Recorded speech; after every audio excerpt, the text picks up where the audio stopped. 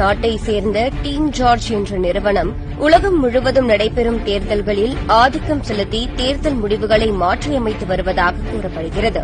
இந்த நிறுவனம் இந்தியாவில் நடைபெற்ற தேர்தல் உட்பட உலகம் முழுவதும் 30 தேர்தல்களின் முடிவுகளை மாற்றியமைத்துள்ளதாக குற்றச்சாட்டு எழுந்துள்ளது.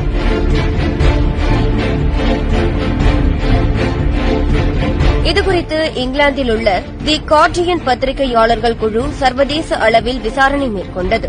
இந்த விசாரணையில் டீம் ஜார்ஜ் என்ற அதிநவீன மென்பொருள் தொகுப்பு மூலம் தேர்தல் மோசடியில் ஈடுபட்டதாக தகவல் வெளியானது.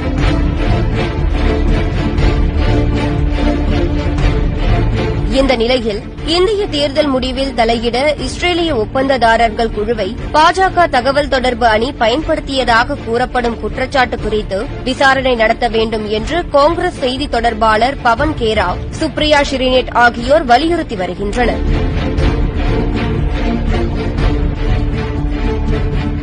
தவறான தகவல், போலி செய்திகளை பரப்புவதில் ஆளும் கட்சியின் ஐடி பிரிவும் இஸ்ரேலின் டீம் ஜார்ஜ் குழுவும் இணைந்து செயல்பட்டது தெரியவந்துள்ளதாக கூறியுள்ள சுப்ரியா ஷெரினேட், நமது நாட்டின் தேர்தல் நடைமுறையை அவர்கள் மாற்றியமைத்துள்ளதாகவும் இதனால் இந்தியர்களின் தகவல் பரிமாற்றப்பட்டுள்ளது என்றும் குற்றம் சாட்டியுள்ளார்.